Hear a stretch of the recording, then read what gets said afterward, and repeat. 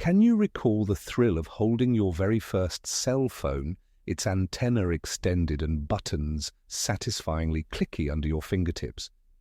Before sleek touchscreens took over, these chunky plastic marvels were a symbol of status, freedom, and a hint of futuristic magic. The weight in your pocket, the familiar jingle of Snake on a tiny screen, and the reassuring beep with every pressed key, they were reminders that the world was suddenly, astonishingly within reach. Carrying a cell phone in the 90s felt like stepping into tomorrow, even as minutes were precious and dropped calls were expected.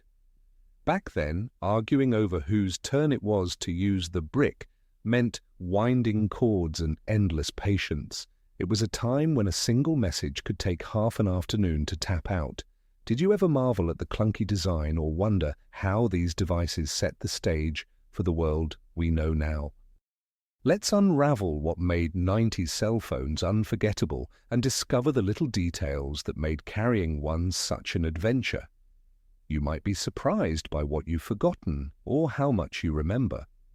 If you close your eyes and think back to the early 1990s, you might remember a time when telephones were still tethered to the wall and every call was a kind of small ritual, one you didn't conduct on the move.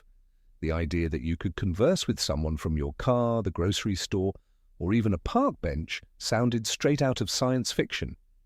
Yet by the dawn of the 90s, things were changing fast. What brought about this revolution in personal communication? Surprisingly, it wasn't just about technology, it was about a shift in how we wanted to live, connect, and be available to each other. At the tail end of the 1980s, mobile phones were still rare and mostly reserved for well-heeled business people or Hollywood moguls. The so-called brick phones, like the iconic Motorola Dynatac, weighed close to 2 pounds and could barely hold a charge through a lunch meeting. Despite their size, a Dynatac could cost as much as a modest used car, often topping $3,000. But by the early 1990s, a remarkable transformation was underway. Advances in battery technology, miniaturization of electronic components, and the standardization of cellular networks were all converging fast. If you owned a cell phone in 1991, you truly stood out. But by 1999, millions of Americans tucked these gadgets into purses, briefcases, and even the large pockets of oversized jeans. That first wave of mass-market cell phones borrowed heavily from earlier analog mobile car phones, but with one crucial difference: portability. Early adopters marveled at the ability to step outside their vehicle and still make a call, though you might have needed gym workouts to comfortably carry the phone for long. Remember those pull-out antennas? They weren't just for show. They were a lifeline, boosting tenuous connections in an era when clear calls were hardly guaranteed. Dropped calls and static were part of daily life. Getting through a conversation with no interruptions sometimes felt like winning the lottery.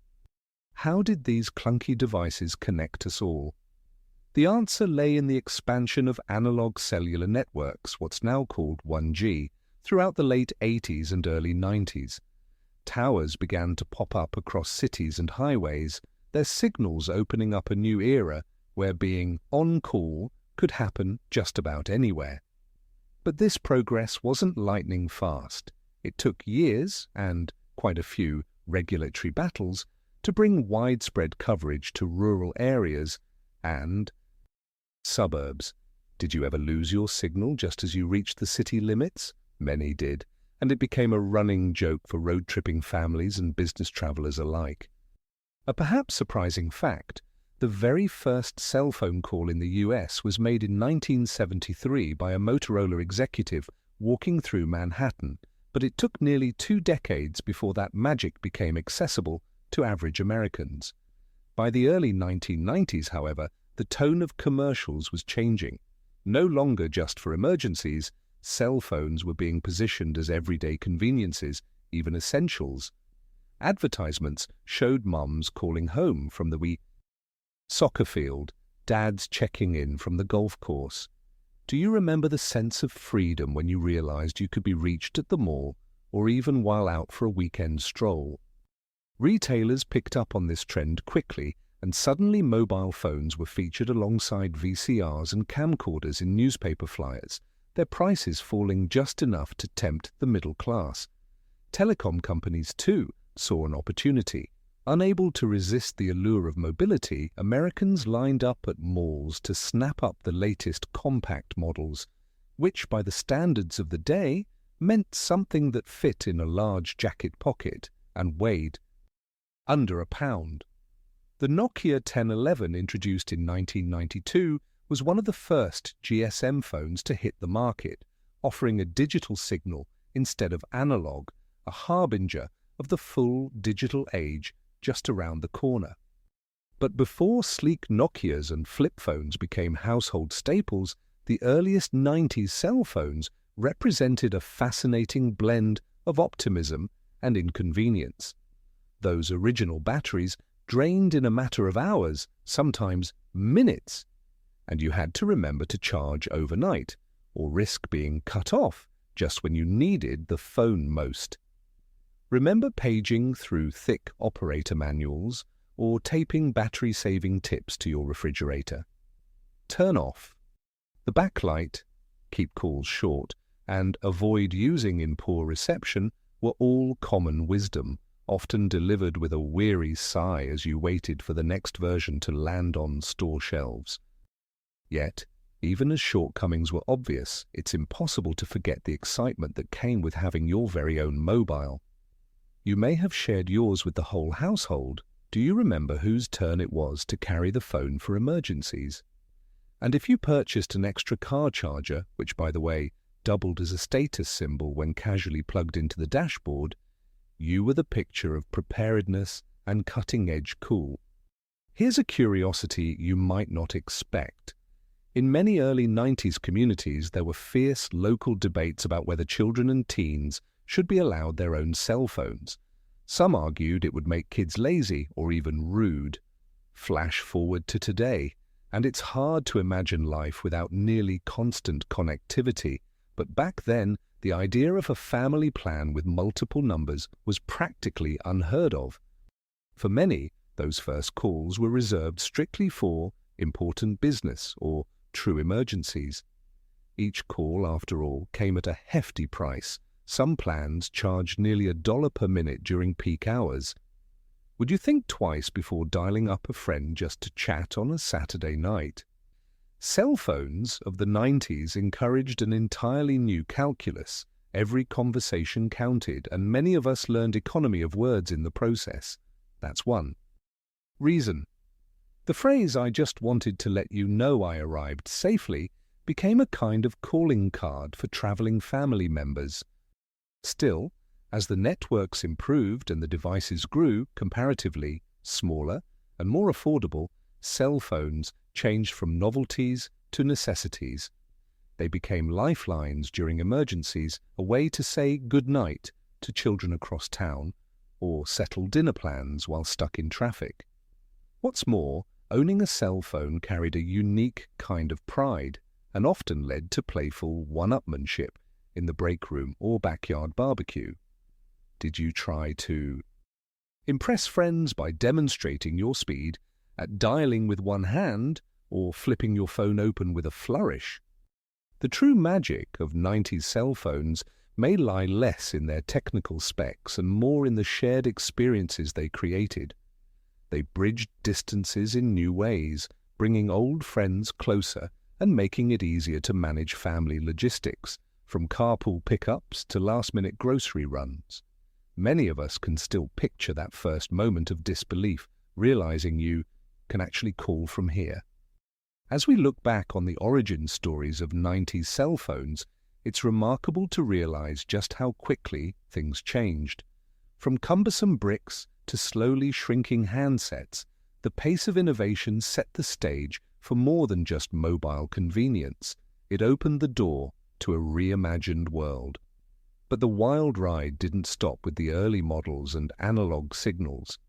As the 90s rolled on, each year brought new features, clever advancements, and, before long, even a few delightful surprises, ready to remember the tech leaps that made these phones more than just a way to talk. Let's dial up some memories in part 2. Looking back on the era of 90s cell phones, it's remarkable just how much these devices transformed our everyday lives and the way we stayed connected. From the brick-sized handsets whose weight reassured us that we were holding something important, to the thrill of sending our very first text messages on pixelated plastic keys, these phones were more than just gadgets. They were status symbols, lifelines, and in many ways, companions that brought us reassuringly closer to those we cared about. We started the decade with bulky, power-hungry models and ended it marveling at slim flip phones, compact enough to slip into a shirt pocket, yet still hefty by today's standards.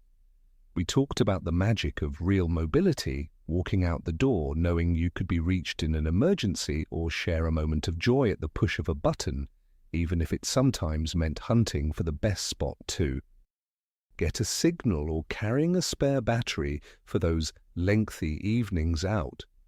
Who could forget the importance of those little rituals, extending the antenna for good measure before dialing, or carefully rationing your precious talk minutes so you wouldn't run up a sky-high bill at the end of the month? And as texting took hold mid-decade, we learned to communicate in a whole new shorthand, developing the muscle memory to type out "see you soon" without ever looking down. But beyond the quirks and technical limitations, these phones gave us something even more valuable, a sense of possibility.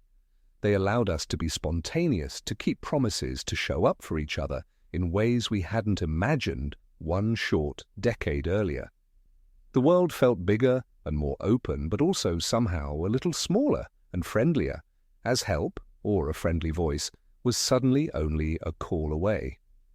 90s cell phones stitched new threads into the fabric of our relationships, whether it was the reassurance of checking in on loved ones during a long commute, or the gentle beep of a message that let us know someone was thinking of us. They became a soundtrack to our daily routines, from the static-laced greetings in the supermarket parking lot to the quiet calls made from backyard patios on warm summer evenings. Reflecting on those years, you might remember moments both ordinary and extraordinary, a last-minute change of plans, a reunion set in motion with a quick call, a comforting word sent across miles that felt so much greater before cell phones entered our lives. How did your first mobile phone change the way you connected with people? Did it open up new possibilities, foster new routines, or make you feel just a little more at home in the modern world? We'd love to hear your stories. Share in the comments the memories that come to mind when you think of your first or most cherished 90s cell phone. Was it a brick, a flip, or a slider? Did you have a favorite ringtone or a memory of a call that made all the difference? Don't forget to like this video if you enjoyed this walk down memory lane, and subscribe so you never miss another look back at the moments and milestones that have shaped our lives. Share this with friends who'd enjoy reliving the clicks, beeps, and joys of 90s mobile life, and keep an eye out for more snapshots of the technology and trends that connected us all. Because in the end, every call, every text, every faint signal found in a random parking lot was more than just a conversation. It was another stitch in the tapestry of growing up and growing closer in an age when connection was suddenly, miraculously, at our fingertips.